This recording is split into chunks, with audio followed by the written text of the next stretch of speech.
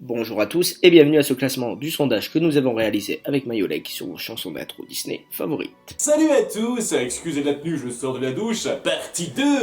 La première fois ça a bien marqué, donc j'ai décidé de le refaire, aussi en partie parce que la chaleur estivale commence à se repointer et plus ça va, moins j'ai envie de porter des vêtements de ville quand je suis chez moi. Si je peux me permettre de porter des vêtements simples qui me permettent de pas suer, c'est pas plus mal. Voilà, c'est histoire de dire, hein, vous m'excuserez donc la tenue décontractée à la DSK. Quoi qu'il en soit, les chansons d'intro, ces chansons qui sont censées vous mettre dans le bain, qui ont pour rôle de vraiment vous lancer dans l'histoire. Et il y a plusieurs films qui n'en ont pas, il y a certains films qui en ont deux, parce que ça introduit deux mondes différents, un peu en parallèle, ou juste l'un après l'autre. J'aimerais préciser que c'est vraiment des chansons que je considère en tant que chansons de comédie musicale. Donc il y a certaines chansons qui pour moi font plus chansons d'ambiance, comme la chanson de début de Lilo et Stitch que j'ai pas compté par rapport à ça, c'est pas vraiment une chanson comédie musicale. En toute honnêteté, je savais même pas que c'était particulièrement une chanson créée pour le film. Là, il me semble que oui, après la recherche. Donc oui, mais c'est pas vraiment une chanson qui entre dans le cadre comédie musicale ou quoi que ce soit, c'est juste pour appuyer l'ambiance. Et donc, c'est pas mauvais ou quoi que ce soit, mais c'est pas tout à fait le même genre de chansons qui m'intéresse. Et il y a aussi d'autres chansons d'intro qui sont reprises plus tard de façon plus probante dans le film, et c'est pour ça que je les compte pas. Voilà, pour reprendre certains oublis dont on m'a fait part, sachant qu'il y en a deux quand même que j'ai vraiment oubliés, et je m'en excuse beaucoup. C'est d'abord la chanson d'intro de Cusco 2 King Kronk. J'avais pas souvenir une seule seconde que cette chanson existait, mais apparemment elle existe. Donc je m'excuse pour ça, je veux dire, c'est pas parce que j'aime pas le film que je dois pas compter sa chanson quand même. Et la chanson d'intro de L'étrange Noël de Monsieur Jack. Je reconnais que lorsque j'ai fait la liste, ça faisait des lustres que j'avais plus compté ce film-là dans la liste, puisque c'était des listes de personnages, des listes de films qui n'avaient pas grand-chose à voir avec les films hors trois studios principaux que je traite, donc j'avoue que ça m'est sorti de la tête. Et je m'excuse beaucoup parce que, oui, c'est ça, Halloween de L'étrange Noël de Monsieur Jack est une chanson assez iconique, et même si je la trouve pas aussi géniale que la plupart des gens, je comprends très bien qu'elle soit appréciée, et il y aurait de fortes chances qu'elle soit tombée dans le top 10 si elle avait été sélectionnée. Donc je m'en excuse fortement parce que c'est vraiment très important. Et pour me faire pardonner, je vous mets même un petit extrait rapide.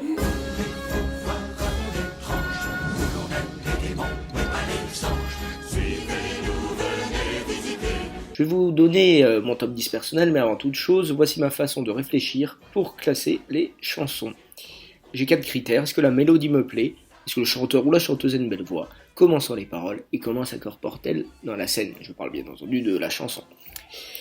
Alors, à la 10e place, Honneur à tous de Mulan. À la 9e place, Venez, venez de La Belle et le Clochard 2. À la 8e place, Quel beau jour vraiment. À la 7e place, Un monde parfait de Cusco. À la 6e place, Nuit d'Arabie d'Aladin.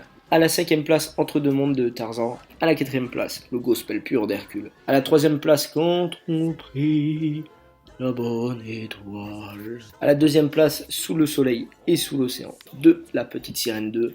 Ah ouais, un choix qui peut paraître un peu incroyable. Et à la première place, Il vient en toi. Concernant mes chansons d'intro préférées, je vous fais rapidement mon top 3. La première, c'est L'histoire de la vie, hein, si vous avez suivi mon top 20 des meilleures chansons Disney. Ensuite, je dirais Je suis ton ami de Toy Story, une très belle chanson qui s'inscrit très bien dans l'histoire et qui a une vraie signification au fur et à mesure des films. C'est ça que j'aime bien, j'aime beaucoup la façon dont elle est utilisée. Quoi qu'il en soit, j'y reviendrai en détail plus tard. Et en troisième, je dirais que c'est Les cloches de Notre-Dame. Vous avez été 312 à voter, voici les résultats. On va pas s'attarder plus longtemps, partons sur vos chansons d'intro préférées, avec les 13 malheureuses dernières, en commençant par Le Voyage. Perdu en mer sans un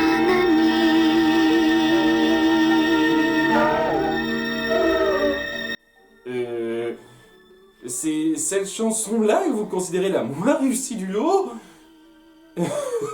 je sais pas, bon, je comprends très bien que ce soit pas dans le top 10 ou le top 20, mais ça met bien l'ambiance un peu triste autour de notre personnage de fille centrale. Bon, j'avoue qu'il n'y a pas beaucoup de paroles, mais elles sont bien incorporées. Je suis surpris, très surpris que ce soit si mal placé, que ce soit en dernière position. Je pige pas, j'imagine que ça vous a pas marqué, je peux comprendre ça, mais ouais, je pense que par rapport à d'autres chansons qui sont plus loin, c'est étonnant que ça soit en dessous de ça. Ensuite, nous avons Voici le messager de Dembo. Là, je comprends un peu cette place. Alors, je vais le redire, les chansons du film Dumbo m'ont pas marqué du tout, à part celle des corbeaux.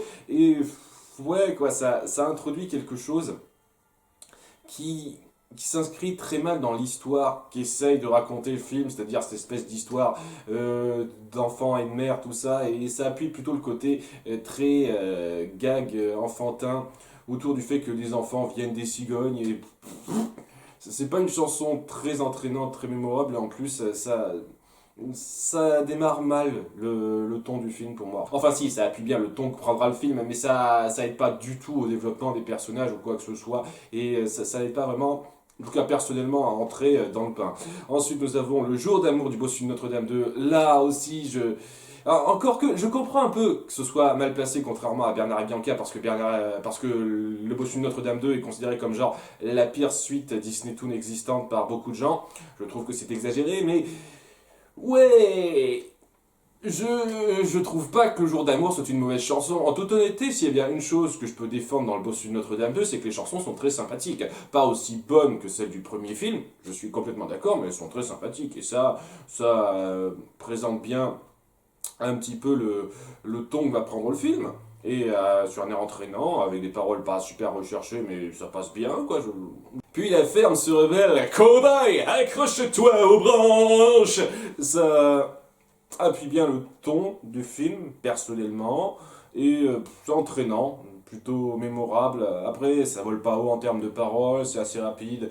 Je comprends que ce soit pas particulièrement bien placé, mais il y en a certaines qui, personnellement, mériteraient d'être moins bien placées que ça. Ensuite, nous avons Viens donc t'amuser, Deux frères des ours 2. Je m'en souviens plus, quoi. J'ai écouté cette chanson quelques fois et elle me sort par la tête. Il y a plusieurs chansons comme ça qui sont complètement oubliables pour moi et ça en fait partie, Viens donc t'amuser. Donc, Douce Aurore, pareil. Je me souviens un petit peu du début. En cet heureux jour. Sinon, ça fait partie de ces trucs qui me marquent pas. Alors, je vois des taches. Là, par contre, ça m'a marqué, mais pas particulièrement bien. Parce que ouais, ça mélange un petit peu la petite musique qu'on voit à la fin du premier film avec une espèce de petit délire de Roger qui n'est pas très bien recherché et c'est pas très bien fait, ça dure 1 minute, c'est pas marquant du tout. Honnêtement, c'est dans les derniers que j'ai mis celui-là. Ensuite, l'effet Rêve du printemps, m'en souviens plus.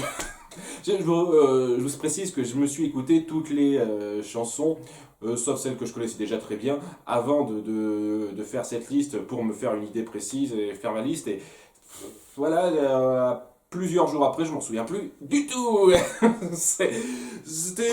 me souviens que c'était relativement mignon en termes de paroles, et encore, ça n'a pas marqué plus que ça, mais sinon, voilà. Ensuite, décorons l'arbre de Noël. Pareil, je m'en souviens plus. Attends, je crois que c'était ça. C'était décorons l'arbre de Noël. La la la. Non, c'est pas ça, c'est un autre truc. Je sais pas, je connais pas. Je m'en souviens plus. J'ai entendu cette chanson, mais. Ensuite, nous avons C'est la vie de Bambi 2. J'aime bien. C'est doux, c'est pas le plus mémorable qui soit, mais ça reste quand même un petit peu mémorable. Et en toute honnêteté, je trouve que c'est une bien meilleure transition entre le côté tragique de la mort de la mère de Bambi vers les temps meilleurs, contrairement au premier film, quoi. La la la la, sa mère est morte. Non, ça le fait pas. Là, c'est beaucoup plus doux. Beaucoup plus calme, il y a un côté positif, mais un côté positif pas trop poussé, ça fait bien le taf, personnellement. Je l'ai mis plus haut parce que je trouve que c'est une bonne chanson d'intro qui rattrape bien ce qu'on avait fait dans le premier film. Ensuite, nous avons La légende d'Excalibur de Merlin l'Enchanteur. Alors, je peux comprendre que ça vous ait pas marqué plus que ça, mais vous devez quand même vous souvenir de la version du Joueur du Grenier, parce que moi, c'est celle dont je me souviens le plus. Il était une fois un livre qui s'ouvrait avec des trucs marquer des pages qui se tournent, un château dessiné, attention au fond du enchaîné. Ils l'ont tellement bien fait ça. Donc ouais, c'est quand même un air qui marque bien. C'est un résumé d'histoire très basique sur le principe dans le film, mais c'est un air qui marque bien. Je vais me placer un peu plus haut que ça. Ensuite, venez de La Belle et le Clochard 2. Alors, Johan a dit que ça faisait un peu carte postale et c'est vrai, j'ai honte. Mais moi, les voix de vieillardes comme ça, comme celle qui chante cette musique, j'aime bien, ça me fait sourire. Donc voilà, 9ème place. Je sais que la chanson est débile, mais j'adore. En plus d'être une chanson carte postale, pour moi, ça aide pas particulièrement à introduire le film, ce que ça va raconter ou quoi que ce soit, ou ni même l'ambiance. Si ce n'est le fait que oui, on est calme, plus posé quand on est en famille ou une connerie comme ça, je sais pas, c'est pour ça que ça n'a pas grand intérêt cette chanson pour moi. C'est pas particulièrement marquant, je me souviens vaguement de l'air, mais sans plus, et sinon, quoi. Donc, ensuite, nous avons Un petit coin de paradis au Far West, un peu étonné qu'il soit mieux placé que La Ferme se rebelle à ce point, parce que c'est pas pour dire qu'il est moins bon que La Ferme se rebelle, c'est quand même plus entraînant, il y a plus de paroles, c'est un tout petit peu plus recherché, un tout petit peu plus, faut pas exagérer, mais quand même c'est un peu dans le même ton que cette première chanson, c'est pour ça que je suis un peu étonné qu'il y ait autant d'écart entre ces deux-là. Donc, quoi qu'il en soit, j'aime bien ça met dans le bain à nouveau. C'est pas des grandes chansons, faut dire ce qui est, je les ai pas placées super haut, hein, on est d'accord, mais je trouve pas que ce soit des chansons affreuses ou quoi que ce soit, ils arrivent à être suffisamment mémorables et entraînantes pour être notables. Ensuite, nous avons la deuxième petite étoile, je me souviens plus, la chanson de Peter Pan dont je me souviens pas. Faut dire ce qui est, il y a pas beaucoup de chansons d'intro qui ont un ton doux, qui essaient juste de faire un peu entrer dans le bain, surtout dans les premiers films, où c'est vraiment juste histoire de faire passer les crédits. Les premiers films Disney, c'était dans la période où on mettait vraiment le générique avec tous les noms avant de lancer le film. Donc ça servait surtout à faire ça, ce truc-là. Et ouais, ça m'a pas marqué extraordinairement comme d'autres. Ensuite, Un seul faux pas. J'adore cette chanson. Si jamais je fais un top retour sur Chicken Little, c'est clair que cette chanson sera dans la liste, hein. J'adore l'air, ça appuie correctement ce qui touche le personnage, c'est-à-dire le fait qu'il a fait un seul faux pas et que ça l'a amené plus bactère auprès des gens. À nouveau, hein, ça c'est une chose qu'on peut reprocher au film dans sa globalité, le côté très très mesquin de la chose. Mais néanmoins, je trouve que ça fait bien le taf pour bien présenter la petite tourmente du personnage avec un ton très entraînant et rythmé. J'aime beaucoup cette chanson-là. Ensuite, Quel beau jour vraiment de Robin des Bois. On connaît tous le sifflet du début. Le tu. Je saurais pas le faire en sifflant, donc je vous l'ai fait comme ça. Cette petite mélodie reste vraiment dans la tête et donc pour moi c'est parfaitement iconique. Ça mérite clairement une 8ème place. J'aime bien, mais c'est peut-être un peu trop calme pour moi, parce que c'est censé introduire les personnages de Robin des Bois et Petit Jean, et le fait qu'ils sont poursuivis. Et le côté où ils sont poursuivis, j'ai du mal à être repris dans le suspense du moment, parce qu'il y a ce ton très doux et calme qui se lance. Ça ne veut pas dire une seule seconde c'est une mauvaise chanson, hein, elle est assez mémorable, elle a un ton très calme, et néanmoins assez rythmé dans son genre, qui fait très bien le taf. J'aime bien cette chanson, hein, on est bien d'accord. Ensuite, nous avons Une très belle année de Cendrillon 3. Là par contre, je vais vous dire une chose, j'adore ce film. J'en ai déjà parlé, mais s'il y a bien une chose que je ne vais pas vraiment défendre, c'est cette chanson-là. Non pas que l'air est mauvais en soi, l'air est tout à fait acceptable. Le fait est que les paroles sont assez gnangnan et qu'on essaye de faire un jeu sur les différents personnages qui interviennent, qui chantent, et je trouve que c'est très mal fait. Il y a une moitié d'entre eux qui savent pas bien chanter, ça casse le rythme étant donné que la plupart sont pas vraiment dans le ton qui a été instauré avant. Je veux dire, quand on a Cendrillon qui chante, c'est nickel, puis après, quand les souris ou la fée marraine interviennent, c'est très médiocre. Puis après, quand on passe aux belles sœurs de leur côté, ça arrive à passer à peu près, mais elles sont pas non plus des super chanteuses. Et il y a tout ce truc un peu bordélique qui se fait autour de cette chanson-là, qui est censé tout introduire, qui est pas super bien réussi, personnellement. Donc je vais pas grandement défendre cette chanson, je comprendrai très bien que vous n'aimiez pas cette chanson-là, je l'ai pas passée très haut, personnellement. Ensuite, nous avons Cendrillon de Cendrillon. Ça a marqué un peu plus que d'autres chansons d'intro typiques des vieux Disney, parce qu'elle a un air un tout petit peu plus mémorable. Après, ça présente le personnage, c'est basique, c'est assez efficace, mais pas non plus quelque chose de sensationnel, mais ça passe. Ensuite, nous avons Creuse un tunnel, oui, creuse un tunnel. J'aime beaucoup l'air.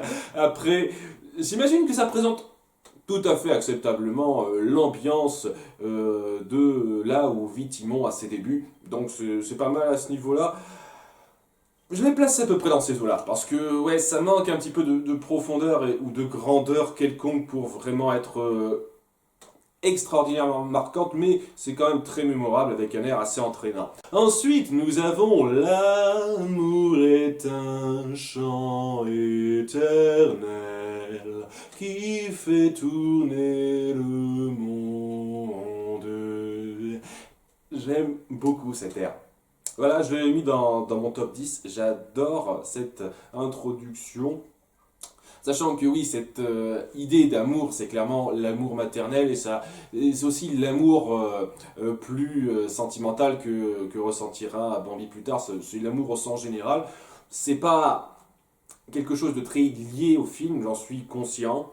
Parce que voilà, c'est assez générique en termes de paroles, mais les paroles sont quand même bien écrites et l'air marquant et touchant. Donc je l'ai mis dans mon top 10. Ensuite, nous avons Dans les profondeurs de l'océan de la petite sirène.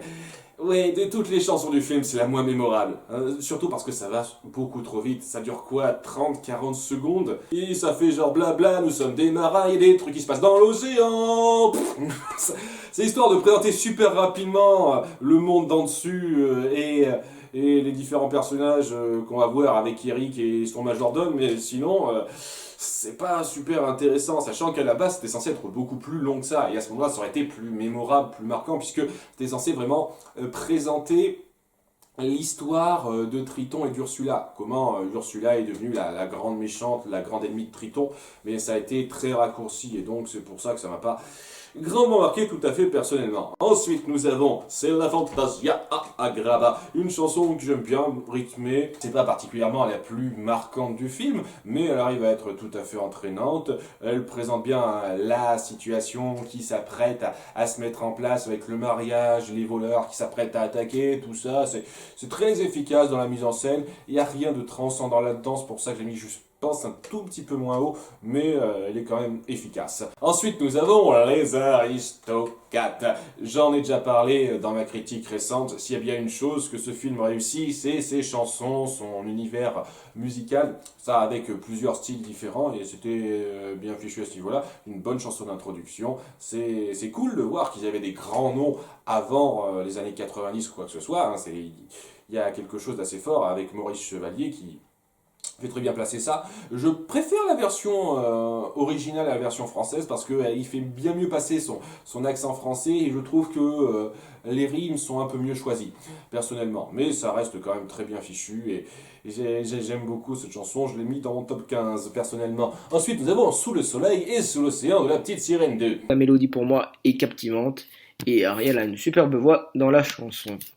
J'adore également l'entrée du roi Triton, la scène avec les tridents qui se lèvent pour le laisser faire place vers le bateau. Et puis bon, je dois être la seule personne qui préfère La Petite Sirène 2 au premier film. Voilà, c'est la vie. Alors personnellement, je préfère clairement La Petite Sirène, mais je vais être d'accord pour dire que c'est une meilleure chanson d'intro que celle de La Petite Sirène, sincèrement. Parce que voilà, ça prend le temps d'être mis en place.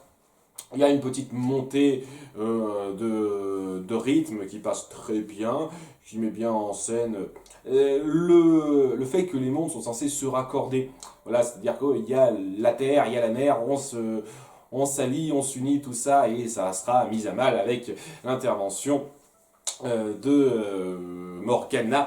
J'ai toujours du mal à me souvenir de son nom, je sais pas pourquoi. Ensuite, nous avons Virginie Compagnie. Alors, j'écris Virginie Compagnie parce que c'est comme ça que se nomme la chanson en français, c'est son titre. Mais bien entendu, quand on dit Virginia Compagnie dans le film, j'en ai pleinement conscience parce qu'il y a 2-3 personnes qui m'ont repris en disant non, c'est Virginia Compagnie. Je sais, j'ai entendu la chanson un grand nombre de fois. Et ouais, très très bonne chanson d'introduction qui met bien en place l'état d'esprit anglais des gens qui partent en direction de la Nouvelle Terre. Très efficace, rythmé, à peu près dans ces eaux-là pour moi. Ensuite, nous avons Un monde parfait de Cusco. Chanson dynamique comme tout le film, pour moi dans sa qualité d'introduction, c'est la meilleure, parce qu'elle incorpore parfaitement le ton du film, elle l'introduit de manière excellente. C'est juste l'éclat cette chanson, ça met bien en place le ton du film, le côté très égocentrique de Cusco et la façon dont il se perçoit, c'est très bien fichu ça. Et j'ai pas grand chose à dire, c'est fun et bien fait.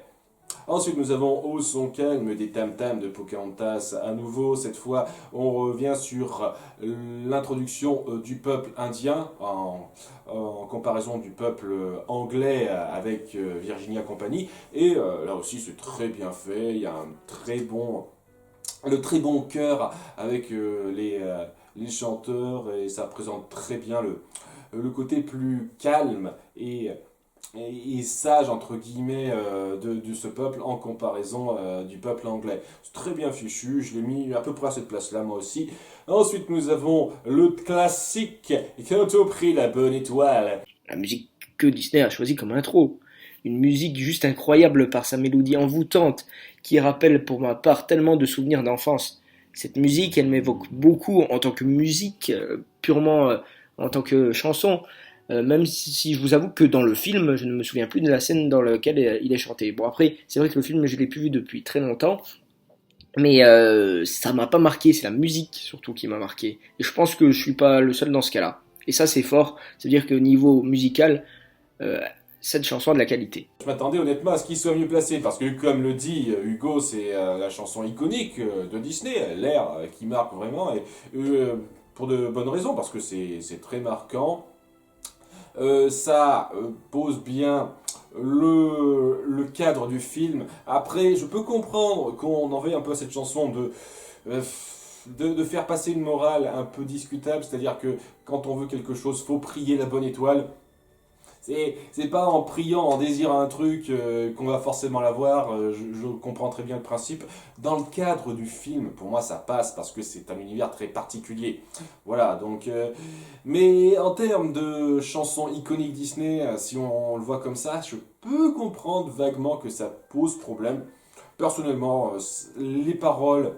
J'y pense pas trop aux paroles, je pense surtout à l'air. Et l'air est très bien fichu et très enchanteur. La Nouvelle-Orléans de la princesse et la grenouille. Puisqu'on a parlé de la chanson Quand on prit la bonne étoile, et maintenant on parle du film qui a un petit peu mis à mal cette espèce de morale-là. Et c'est pas la chanson La Nouvelle-Orléans, c'est pas la plus mémorable. C'est pas la moins bonne du film, parce qu'il y en a deux que j'aime vraiment pas dans ce film-là. Mais... je sais pas, par rapport à d'autres chansons comme Humain pour la vie et Au bout du rêve, qui pour moi sont très entraînantes, ont vraiment quelque chose. Là, Nouvelle-Orléans, c'est correct, ça passe bien, ça arrive à rester un petit peu dans la mémoire, mais pas d'un point de vue sensationnel. Et puis ça fait que présenter la ville, pas vraiment le cadre, pas vraiment les personnages, c'est pas la meilleure chose qui passe. À nouveau, c'est pas tout à fait du même acabit que Venez dans l'Appel et le Clochard 2, mais ça fait presque la carte postale là aussi. Donc voilà, maintenant que ça c'est fait, on va commencer notre top 10 avec pour commencer... Vaiana, laissez passer. Vaiana, tu vas aimer. J'adhère pas particulièrement. C'est pas une mauvaise chanson, hein. L'air est relativement entraînant, c'est clairement pas le plus marquant de Vaiana. En toute honnêteté, je peux comprendre qu'on soit pris dans certains airs comme Bleu Lumière, et même je commence de plus en plus à m'attacher à la chanson de Maui, ça commence vraiment à me rentrer dans le crâne, mais cette chanson-là, c'est pas la plus marquante qui soit, déjà en termes d'air, et en toute honnêteté, en termes de paroles, mais punaise, ça vole pas haut, quoi, c'est direct et pas subtil du tout. Vaiana, tu dois rester ici, parce que c'est ta place. T'es une héroïne aventureuse qui veut partir, mais qui doit rester là. Nous avons les noix de coco, c'est pas du tout stéréotypé. Gna gna gna gna. Non, ça le fait pas pour moi, c'est pas une grande chanson.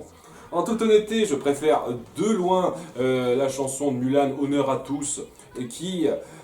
met de façon plus subtile en place la mentalité du coin et le fait que Mulan doit obéir à certaines règles.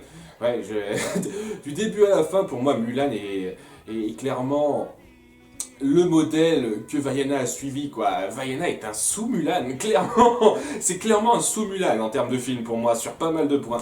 Donc, cette chanson d'intro, pour moi, elle est pas mauvaise. Elle a un air entraînant, mais en termes de paroles, ça va pas très loin. C'est direct et pas très subtil. Et ouais, je comprends pas très bien pourquoi elle est si bien placée que ça, tout à fait personnellement. Il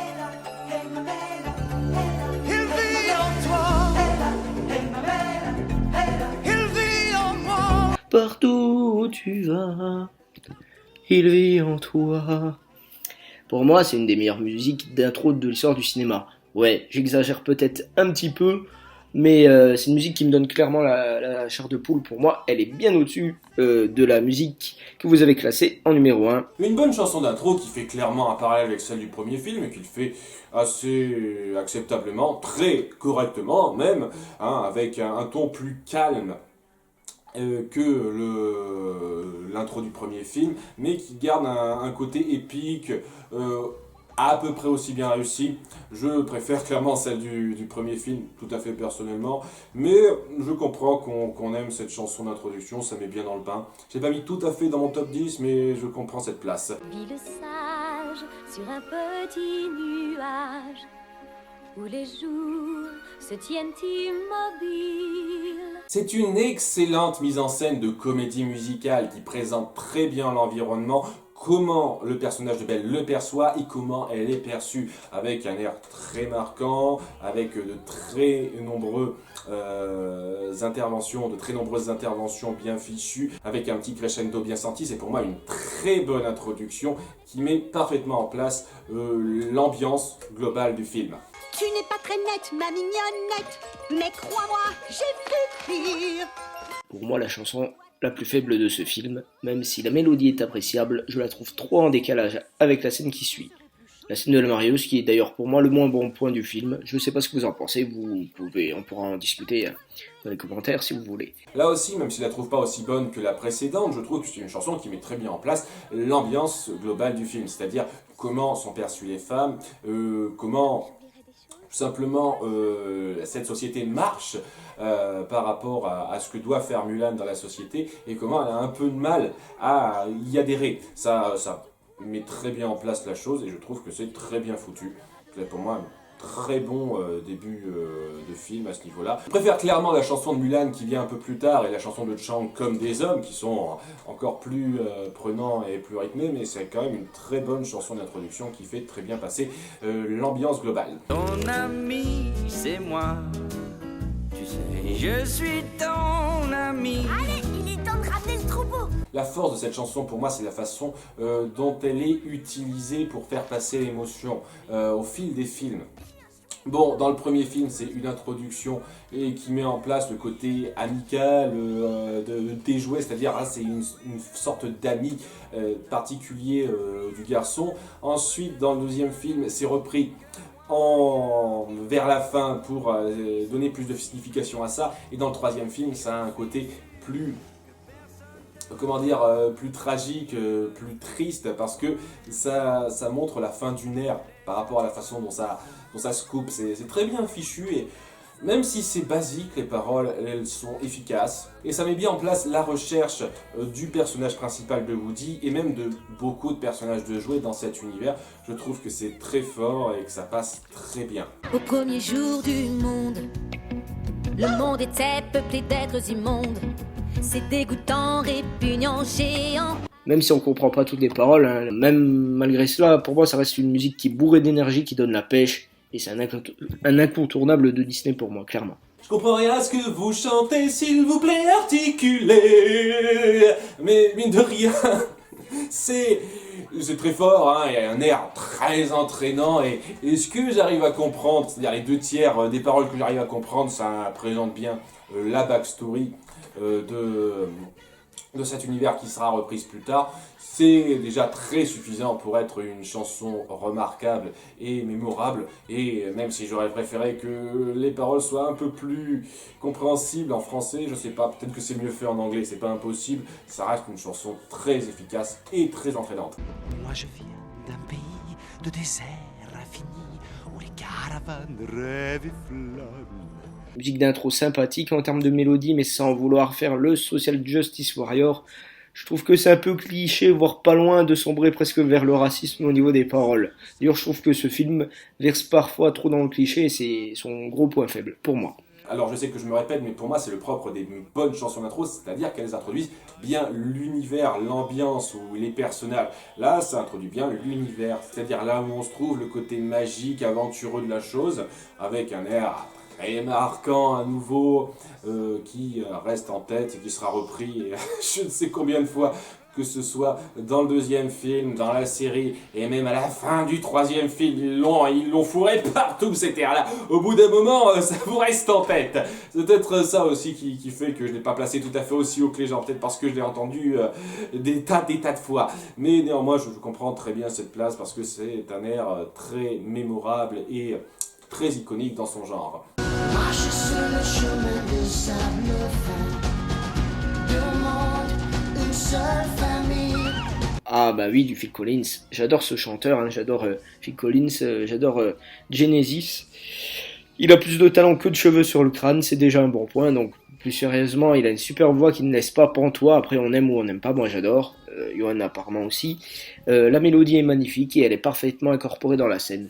Et je m'attendais pas à ce que vous le placiez si bien que ça, mais je comprends très bien d'où ça vient. C'est très fort pour raconter la situation dans laquelle se trouvera Tarzan, les différents mondes, c'est-à-dire humains, singes, qui sont mis en place en plusieurs temps, parce qu'il y a le début où il y a l'espoir de ces nouveaux parents d'un côté avec Kerchak et Kala qui ont leur enfant, et d'un autre côté les parents de Tarzan qui s'installent les yeux rivés vers leur avenir. C'est très fort, c'est très intéressant. Puis après il y a le trame de ce qui se passe avec la perte de l'enfant de Kala, et on découvrira plus tard la mort des parents de Tarzan. Là aussi il y a le côté très dramatique, très tragique de la chose qui est bien passé par les sentiments, et après coup le nouvel espoir qui vient après que Kala a sauvé Tarzan. C'est très fort, très bien fait en 3 temps. Excellente chanson, hein, je comprends très bien cette place. La clochette légère teinte claire, et l'on dit que c'est l'âme de Paris qui s'enflamme quand sonne. Excellente mise en scène de comédie musicale. S'il y a un film Disney qui doit le mieux réussir son aspect comédie musicale dans sa mise en scène, c'est Le Bossu de Notre-Dame, c'est clair. Et c'est une excellente introduction qui passe très bien, pas loin d'être dans mon top 20 des meilleures chansons Disney, c'est clair. Et oui, c'est très marquant dans le ton, l'air est mémorable, ça raconte quelque chose d'assez fort sur l'histoire de Quasimodo, comment il en est arrivé là, avec énormément de moments, et on joue beaucoup là-dessus, dans le ton que ça veut prendre. C'est très fort, et cette place est amplement méritée. Néanmoins, la première place devait forcément revenir à...